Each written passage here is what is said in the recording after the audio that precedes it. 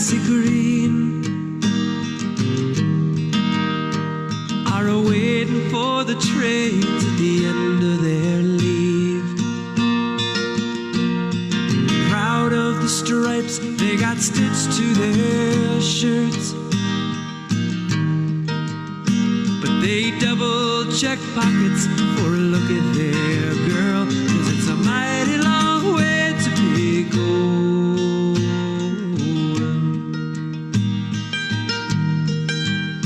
Now with a drink and a smoke and a boast or two, well, he jokes with his buddies and he feels reassured. They grin about women in far ports of call, and in the morning they pack up and they don't talk at all. And all the young boys in their fancy green are headed for glory and are ready to bleed.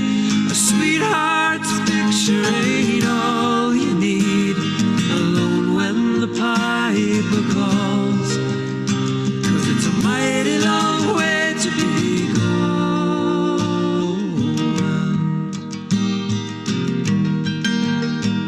Now the lights on the hill are fiery and bright,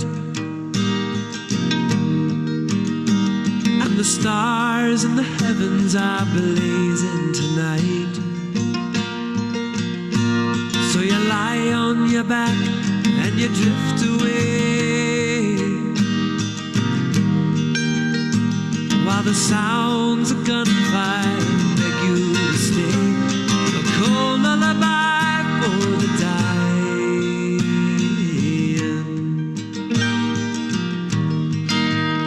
Well, now the smoke and the fire give way to the dawn, and the angels, they come and take some of them home, while the lucky ones, they reach for their shirts for the pictures of angels they hope to see first.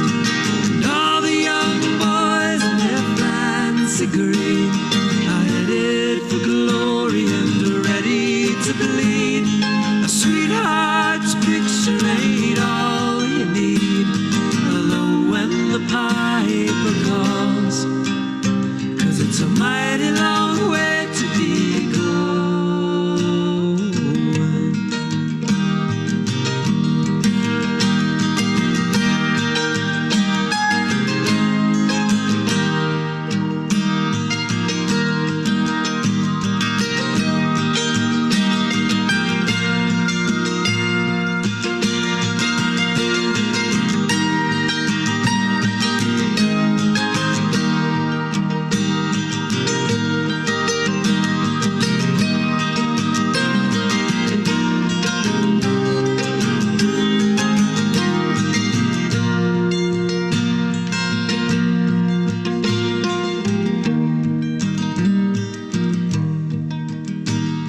Now all the young boys that can't sleep at night, that be itching to join up and honor their right to be learning about dying before they have loved,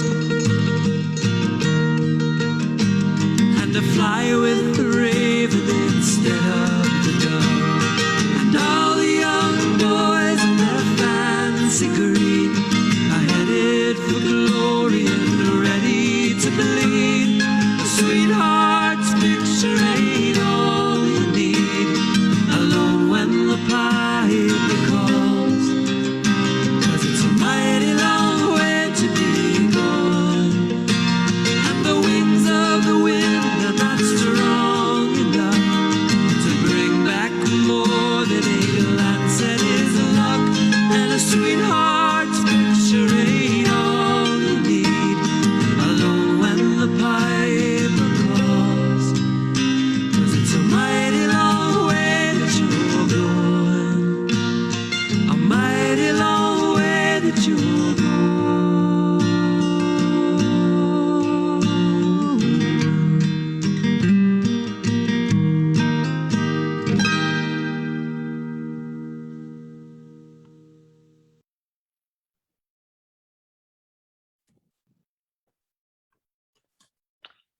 Good morning, y'all.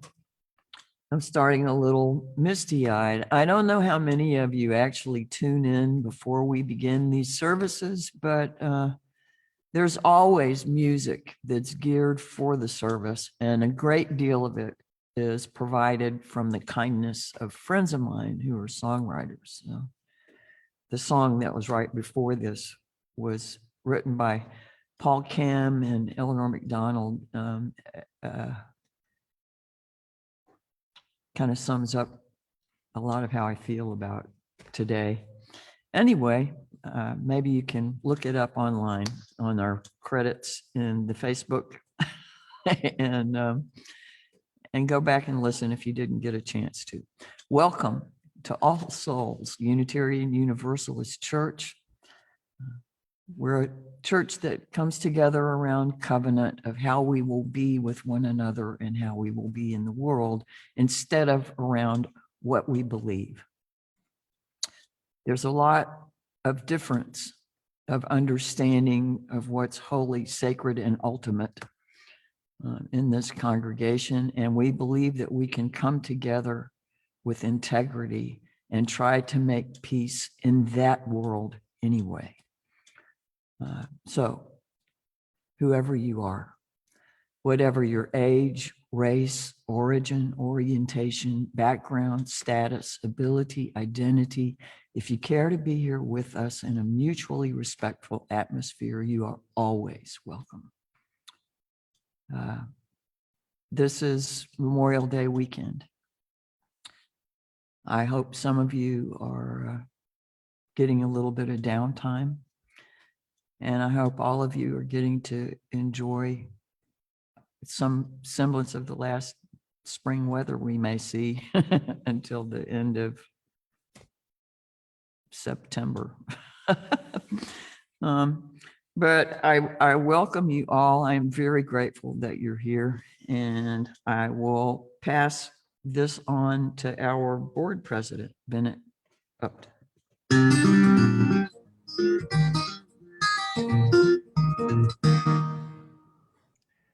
Hi, good morning, and welcome to our service today.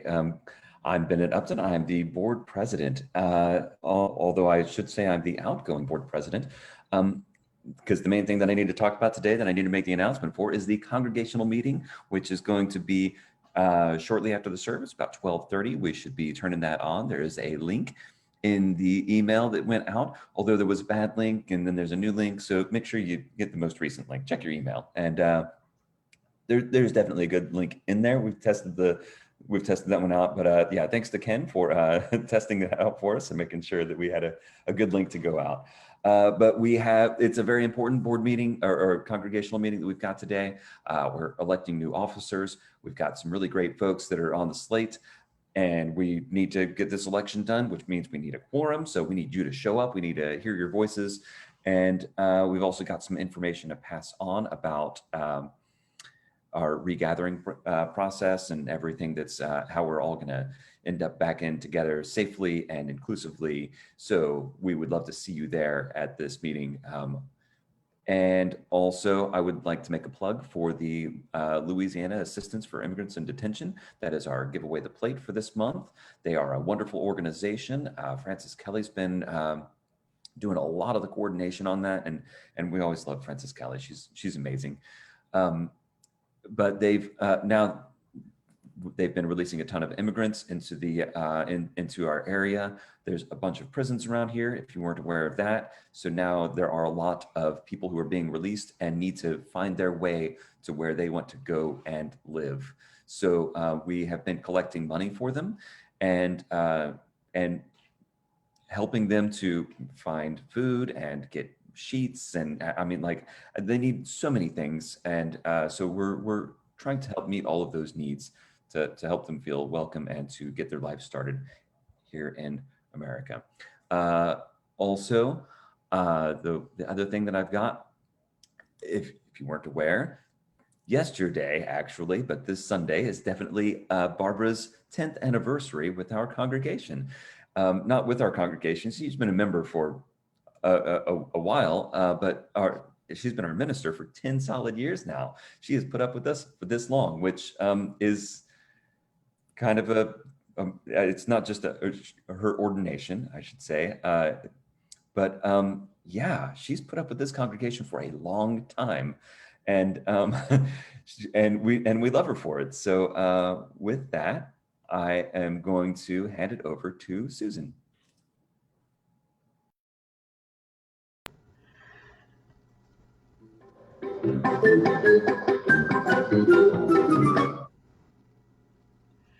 Yay, I'm remembering to wait for my transitional sound because I always love those. Thank you, Bennett. Thank you, Bennett, not just for the introduction, but for all your service. And I know that you are going to continue to contribute to this church in all kinds of ways. And we're so grateful for your leadership. It's been just an unprecedented time for a president. And you just have done and continue to do an amazing job, and we're so thankful. And yes, thank you to Reverend Barbara, and congratulations on your 10th anniversary of ordination. So we are indeed lucky, and I know there are already some comments. From Mitzi Flowers. Wow. Hi, Mitzi, and Lori Lyons and Cindy Mandarino. So comments are starting to come in already, all the good wishes. So congratulations on that.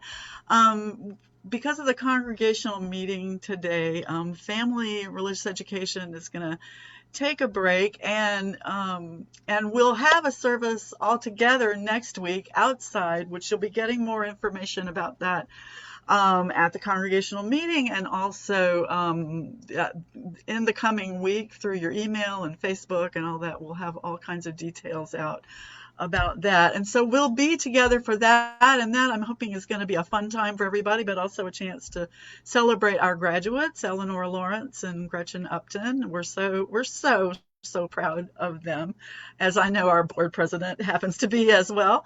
And so we'll get to be together outside and celebrate that. And then in 2 weeks, I think for worship, we'll be back virtual, but that afternoon we're going to have tie-dye, y'all. We're going to get together and do some tie-dyeing. So we are looking forward to that. And we'll do it safely, and we'll have a little bit different process and all kinds of guidelines and things. But we can do this. We can do this and stay in covenant and keep each other safe. So thanks. I believe. Oh, Noel Methodist Food Drive. Next Sunday is that Sunday. I do not yet know what foods they'll be requesting, so watch your email, your Facebook, your Slack, whatever you watch. Just keep watching it, and we'll let you know what foods are requested for next Sunday afternoon. Thank you very much.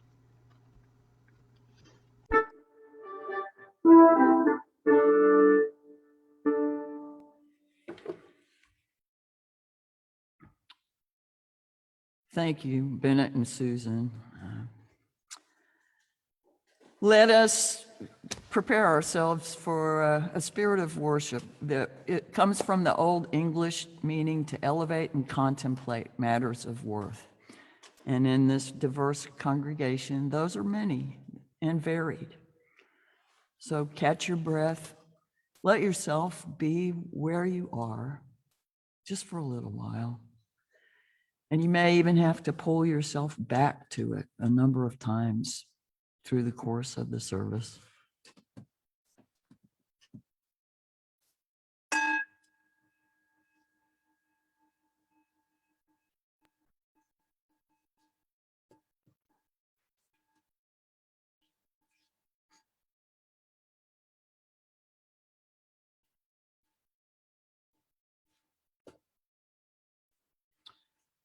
We come together this morning to remind one another to rest for a moment on the forming edge of our lives, to resist the headlong tumble into the next moment until we claim for ourselves awareness and gratitude, taking the time to look into one another and see their communion. Think about the people that you know are a part of this community and look into what you know about them. See their communion, the reflection of our own eyes. This time and place are for laughter and silence, memory and hope, hallowed by your presence here, our presence together.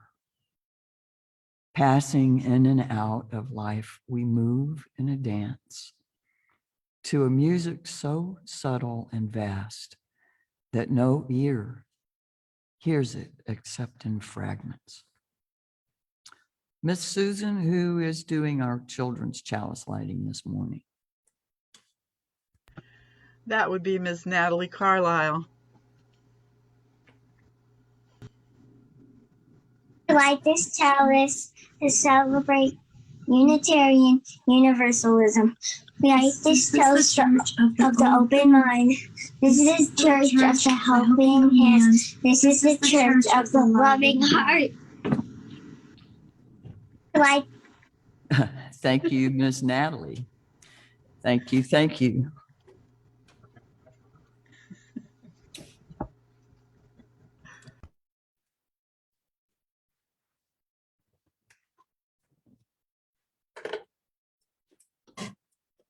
As we light our chalice today, let us remember that we are part of a great community of faith. May this dancing flame inspire us to fill our lives with Unitarian Universalist ideals of love, justice, and truth. We light this chalice remembering and honoring the roots of our individual and collective traditions, and celebrating the rich diversity of traditions among us. As we search for justice, meaning, and purpose, may we remember that justice, meaning, and purpose live first in deeply listening to one another. Days like this Memorial Day weekend, remind us that life is short, life is dear, and that our lives can count. Our actions matter. Our time, heart, and conviction can serve worthy purposes. Our heritage teaches us to stand strong in the face of all that would diminish the human spirit or deny the inherent value of each being and each life. May this flame fill us with gratitude for the freedoms we do enjoy and courage for the work before us to help others know those same freedoms. I invite Ken Peterson to lead us in our unison affirmation and ask you to please, from your homes, get back in the habit of actually saying that with him as he leads us. Good morning, everyone. I've been a member of All Souls for 33 years, going to church regularly, and I think it's safe to say that this is one of my favorite parts of the service. It reminds me of the sacred bond that we have with one another in a special church, and I always feel better after having recited this. So, love is a doctrine of this church. The quest for truth is its sacrament, and service is its prayer. To dwell together in peace, to seek knowledge and freedom, to serve human need to the end that all souls shall grow into harmony with the sacred. Thus do we covenant with each other.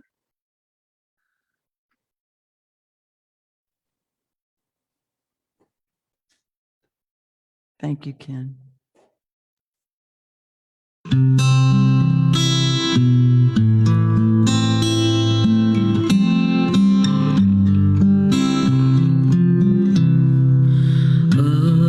Abide with me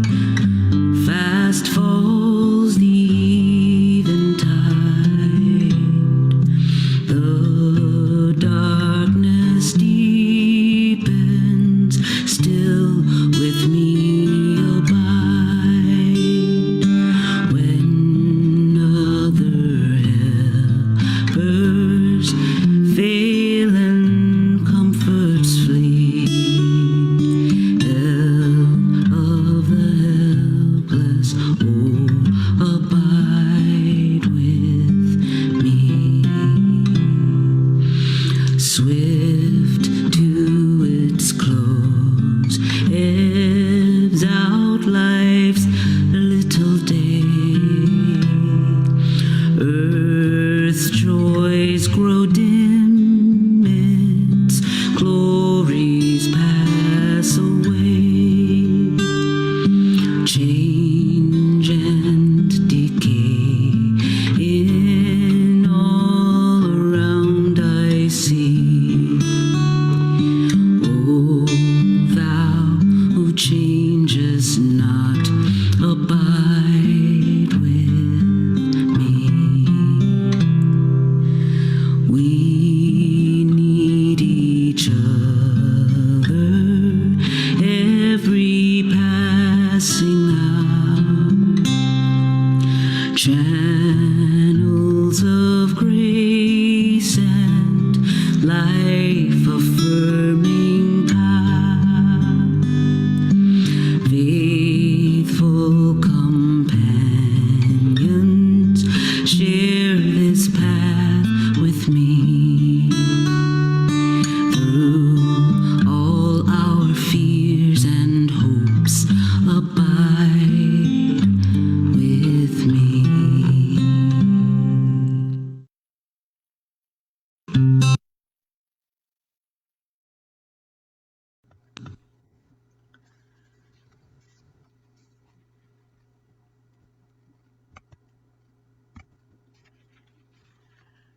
This morning,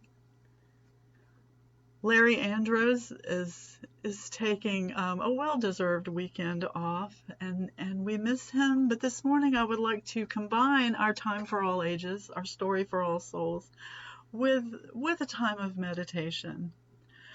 Memorial Day has come to be a time when we honor those we have lost in wars. Too many people in too many wars. And as Reverend Barbara has mentioned, and we'll talk about more in just a little while, this year's Memorial Day is a time of remembering and honoring so many more who've been lost. George Floyd and too many others who've died unjustly at the hands of police, the 100-year anniversary of the Tulsa Massacre and the generational wealth and power that died along with the people there. And of course, the over 500,000 people we've lost in this horrible pandemic, many here in our own community. In the midst of all the losses, all the lives that we mourn and honor this year, we still may also be mourning the personal losses we may have experienced among our own families and friends for many different reasons. Sometimes the peaceful end of long lives well lived, sometimes those taken from us far too soon by disease or accident, or war, or malicious action. Maybe you lost someone you loved this year, or maybe you still remember and think about someone who's been dead for a longer time, a grandparent, a parent, a spouse, a friend, a beloved family member, a child, a pet. Losing someone you love can be so hard. The sadness can seem so overwhelming. And sometimes when you think you're getting over it and life is getting a little bit easier, it can come right back. It's not a linear thing. And as much as it hurts, that sadness is a part of love. And that love can comfort you in times that you feel saddest and miss your loved one the most. In those times, you can keep that person with you in your mind and in your heart. If you want to, you can try that with me right now. Sit comfortably. You can close your eyes if you like, or you can find something to focus on in the room. If you have a picture of that person or something that reminds you of them, you may want to look at that or hold it. Let your breath be deep and even, and let your shoulders relax a little more with each exhale. And hold in your mind your loved one as you want to remember them. Think of things you did together Think of times when they comforted you in times of sorrow, or when you laughed together and had fun. Tell them things that are happening with you now. And then listen for their voice, because that voice lives within you and has made your life richer and better for having heard it. Sit with them. Be with them. And remember, they're always with you. No, it isn't the same as it was, but it's real and it's forever, just like the love that makes it so. Be with this person you love so much now, as together we enter the silence.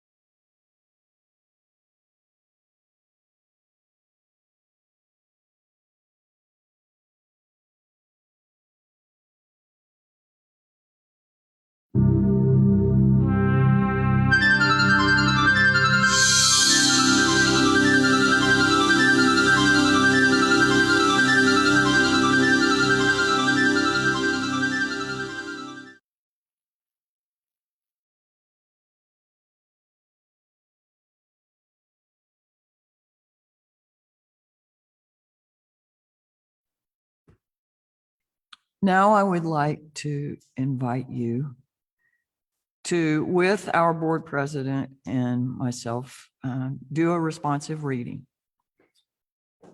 I will lead the initial part, and Bennett will lead the congregational part. So if you will speak along with him, treat it just like we're back in the sanctuary together.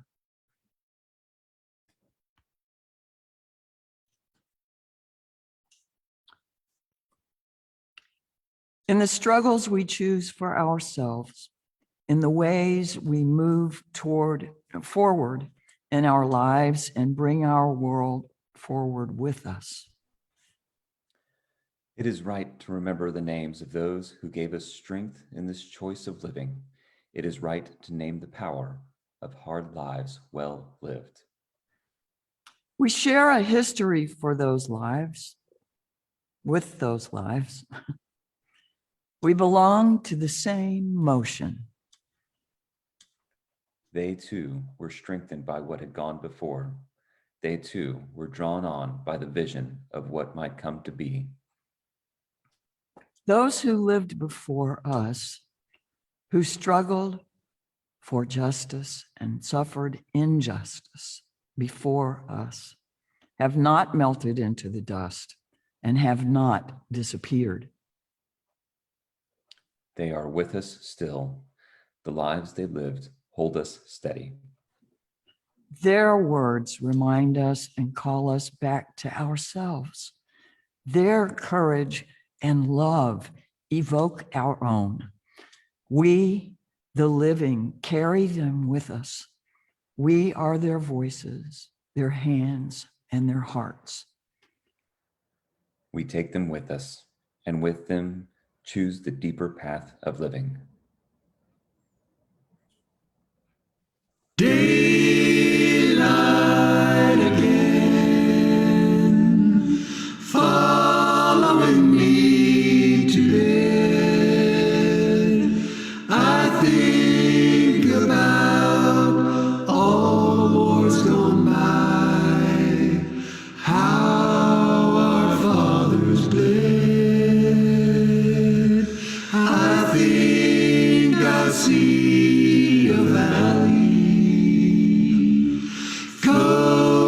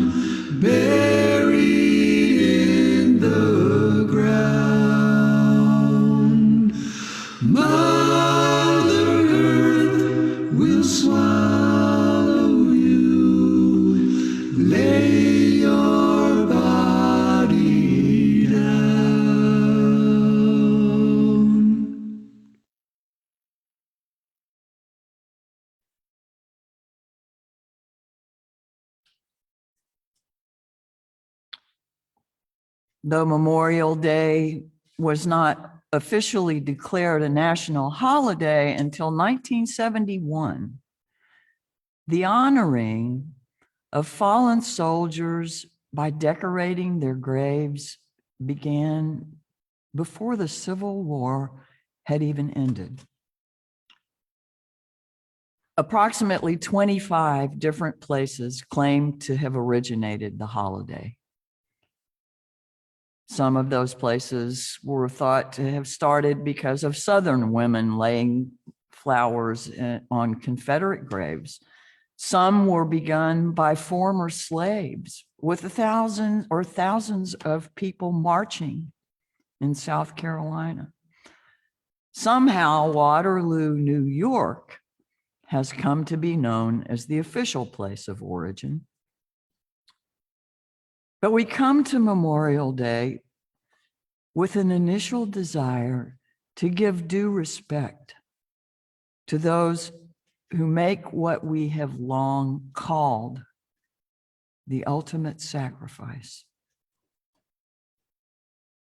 Growing up, I heard the Christian scripture, John 15:13, quoted often. Greater love hath no man than this, that a man lay down his life for a friend, his friend. It was quoted to demonstrate how noble it was for the far too many young men dying at the time in Vietnam to be doing just that. The same passage was used to encourage all kinds of self-sacrifice, often to the point of devaluing the individuals and destroying any sense of self-preservation. It was offered again and again as proof that our struggles, no matter how confusing or misguided, were noble. Where does that end? An eye for an eye leaves the world blind. That's often attributed to Gandhi. There are no places that it has been found that he actually said that. His family is happy to say it sounds like something he would have said. And there are also a lot of other attributions. But that comes to mind for me a lot when I see battles between sides of people who one would think could come together around things that have deep meaning for both sides. The US military is currently engaged in combat in 14 different countries.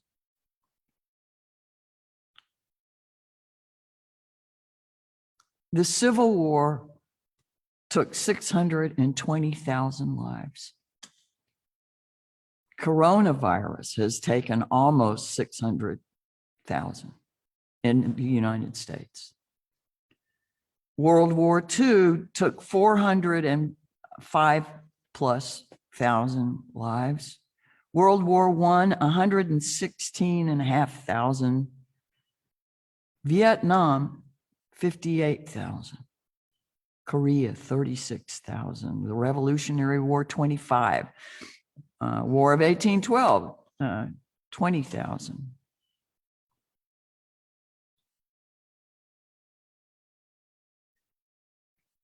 We've been in wars ever since.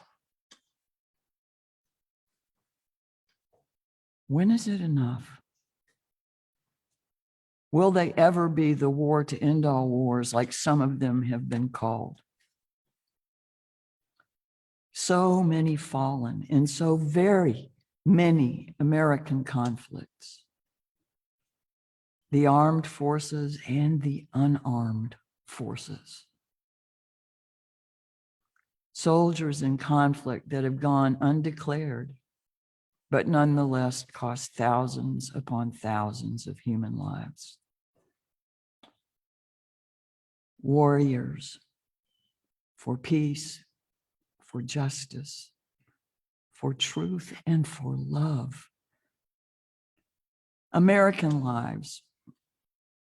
Lives lost battling foes that are insidious, malignant, cunning, and powerful. There are far too many to count, more than we can remember. So how can we possibly pay the tribute owed to them? We will never know the numbers of Native Americans who died in American conflicts, whether defending themselves against American military or defending America in the military. The same goes for the uncountable number of Blacks who have fallen in defense of self, family, land, rights, or country. Tomorrow will mark 1 year since protests began after the killing of George Floyd. Last Tuesday marks the anniversary of his death. Tomorrow marks 100 years since the Tulsa Massacre. In 2021, there have been 232 mass shootings or incidents with multiple victims of gun violence, and that's more than 1.5 per day in this country. Mass shootings, more than one a day. Just in the same 5 months, there have been 15 mass shootings, 5 months, 15 mass shootings in the state of Louisiana alone. Those people are dying often in conflicts that are undeclared by our government.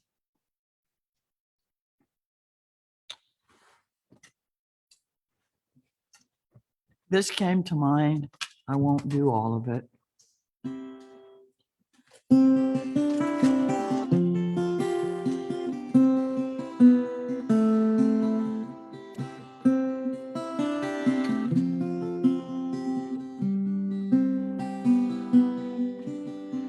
How many years can a mountain exist before it's washed to the sea? How many years can a people exist before they're allowed to be free?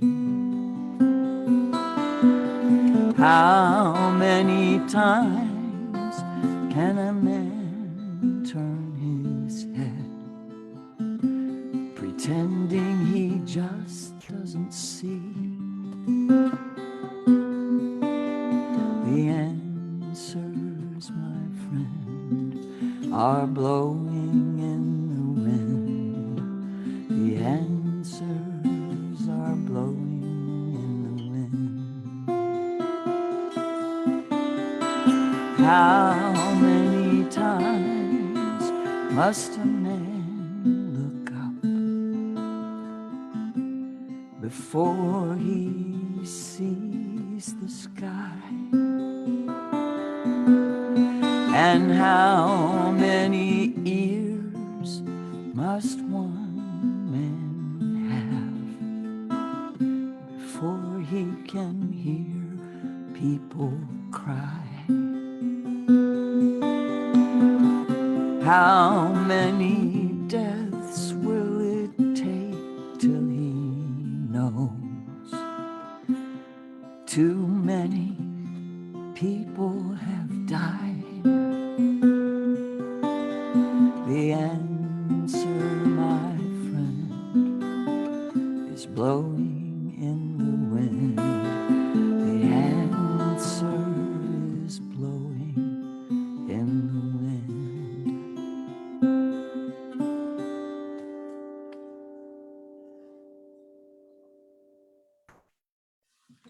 Sometimes I make the mistake of turning on one of the American 24-hour news channels. It's too much. Death after death. Even the murder or the mutilation of ideas, ideals, and truth. There are those actively trying to dismantle the American dream of democracy and equality that all of these people died for in all of these wars. The battles declared or undeclared. Often, though, certainly not always, we see lives lost because we, the people, feel so very hopeless and helpless and heartbroken. People dying.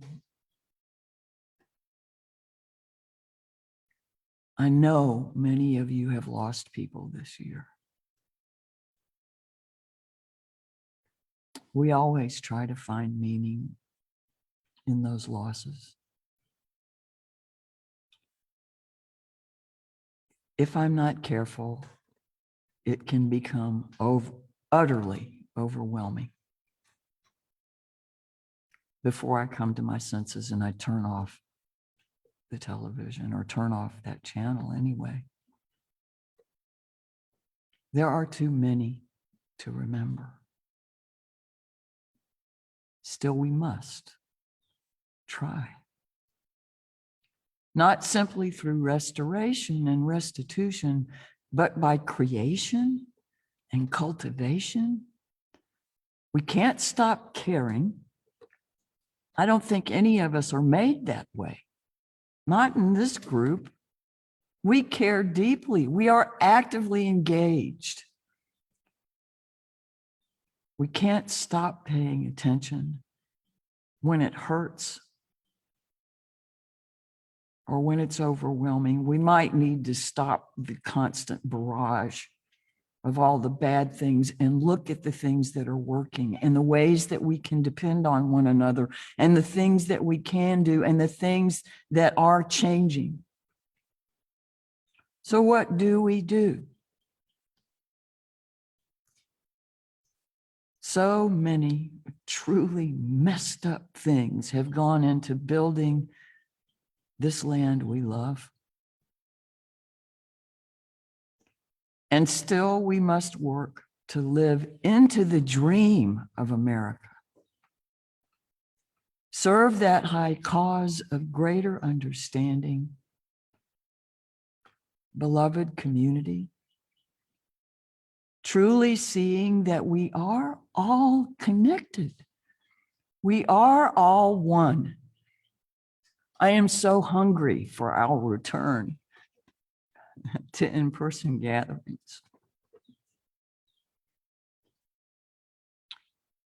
A great deal of that may depend on how willing we Unitarian Universalists, who by definition have issues with authority, free thinkers, individualists, it may depend on how willing we are to put the collective ahead of our own preferences and follow the guidelines our very own regathering committee generate.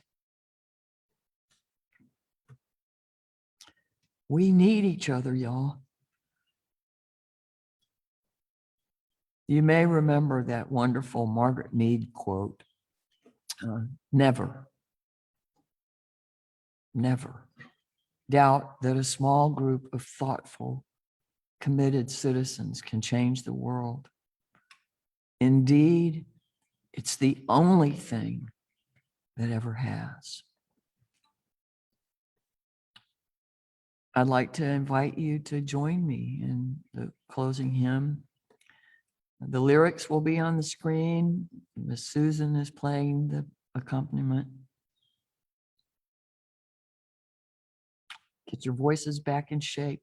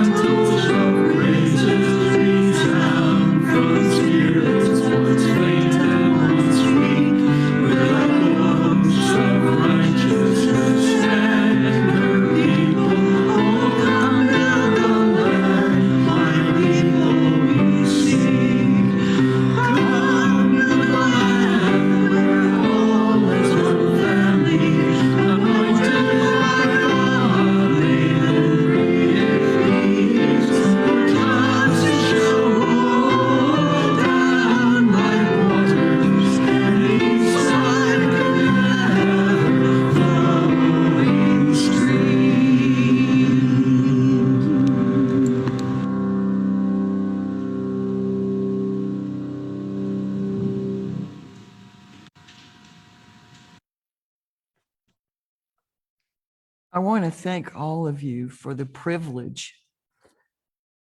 of serving you as your ordained minister now for a decade, and for the acknowledgments that have come during the service. Thank you so much.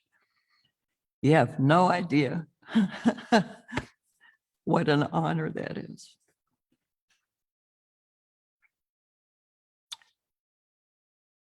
We'll be together next week if you show up outside. I'm sorry for the typo in the lyrics. I guess I haven't noticed it before, or I forget, one or the other. But please, until next week, this flame is meant to live inside of you.